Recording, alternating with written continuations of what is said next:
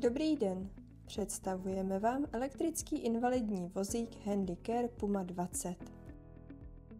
V tomto videu se budeme věnovat jeho jednotlivým funkcím a možnostem polohování. Testovací jízdu si můžete prohlédnout ve videu následujícím.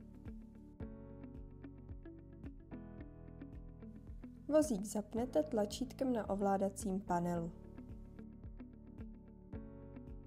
Zde můžete vidět aktuální stav baterií, celkový nájezd vozíku, aktuální rychlost a nastavený stupeň rychlosti pro další jízdu. Ten se nastavuje tlačítky pod displejem.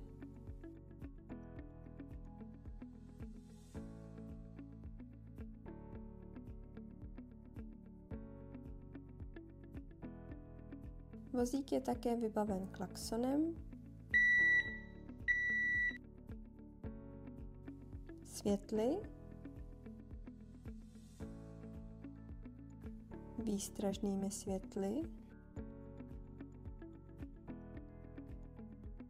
i blinkry.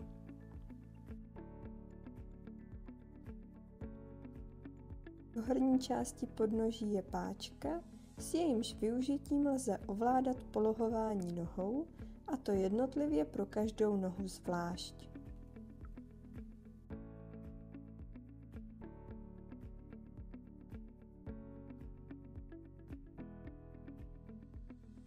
Tlačítkem na ovládacím panelu přepnete z módu jízdy do módu polohování.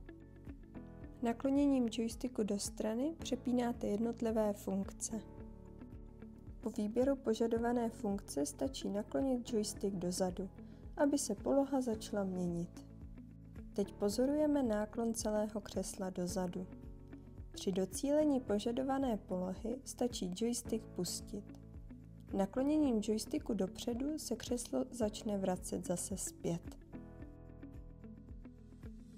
Další funkcí, kterou můžete využít, je zdvih. Vše funguje totožně jako v předchozím případě. Stačí joystick naklopit dozadu a křeslo se začne zvedat do výšky.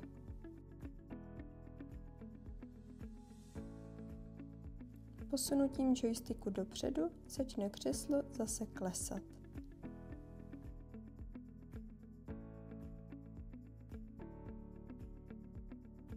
Tlačítkem pro změnu módu se přepnete zpět do režimu jízdy.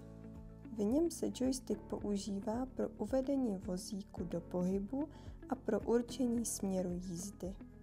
Po naklopení joysticku dopředu se vozík rozjede vpřed. Po naklopení joysticku dozadu začne vozík couvat. Když se joystick naklopí do strany, začne se vozík otáčet na jednom místě. Tato funkce je praktická při manévrování v užších prostorech.